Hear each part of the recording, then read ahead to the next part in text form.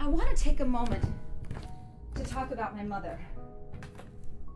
It is such a complex relationship and I suppose common experience to love someone so much and admire them and hate them for what they do to you. My mother was this amazing woman. I say was because we lost her a year and a half ago. She was funny and beautiful and brilliant and absolutely possessed by demons from her past and her present.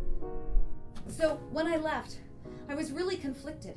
I didn't want my family to falter. I didn't want to see my mother or my family hit rock bottom, but I'd already done too much as it was.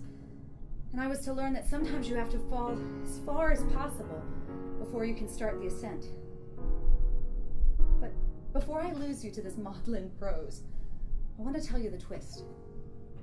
It got better. It got much better. It got amazingly, wonderfully better. It took about 2 years, but 2 years later, my mother was clean and sober, happy in herself. My parents had worked to turn our family and estate into something rather formidable, and I was planning a wedding. It's amazing how things can turn around sometimes. My senior year of college, we had to do a one-person show on any topic we wanted. I decided to write a show about my mother and how angry I was. I wrote this angry show about my anger because I just wanted everyone to understand my huge level of rage. And when I reread that draft, it was awful. Terrible. Self-pitying, self-indulgent crap, to be precise. It took me a while to figure out why, and then I realized I wasn't mad. I was on the other side of mad, staring at anger in the rearview mirror. I had gone through every stage of mourning, and I was sitting smack dab in the middle of acceptance. So I rewrote the show.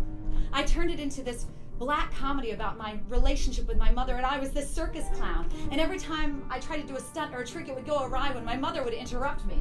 In fact, at one point, I was actually trying to hang myself.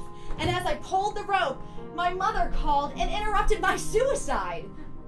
Dark, but funny. Well, as I always do, I invited my family. And as they always do, they came. My teacher freaked out. She wanted to know what I thought I was doing. My mother knew what I was writing about and what she was coming to see, but I started to get really nervous that I was doing something awful. Well, the day of the show arrives, and of course my mother's sitting right in the front row. And at the end of the show, everyone's looking at my mother to see her reaction. She's crying. And she comes up to me and says, "Thank you. It was the nicest Mother's Day gift you could have given me." And she gives me this little clown pendant to commemorate the show. She got it. She understood that we were okay. I told her she was miraculous.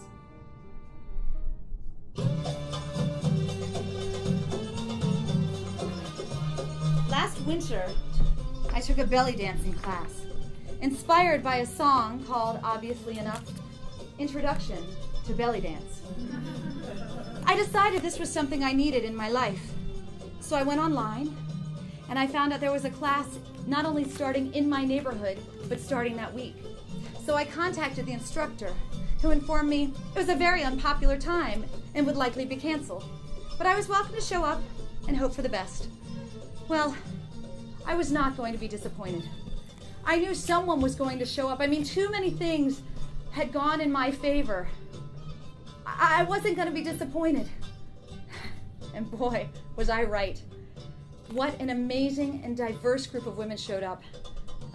The first day of class, we went around the room talking about our reasons for being in the belly dancing class. Now, the first woman was this gorgeous Costa Rican woman who was trying to reconnect with her body after the muscular deterioration from lupus.